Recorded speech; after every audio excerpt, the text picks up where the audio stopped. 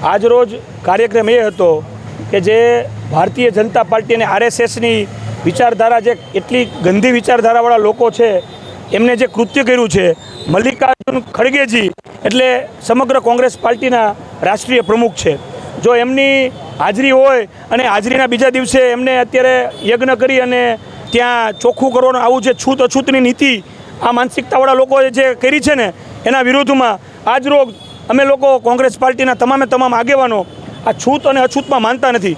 આ દેશ સમાન હક તમામને મળવો જોઈએ. આ કોંગ્રેસ પક્ષની વર્ષોથી વિચારધારા રહેલી છે. મલ્લિકાર્જુન ખડગેજી એ સમગ્ર ભારત દેશનું ગૌરવ છે.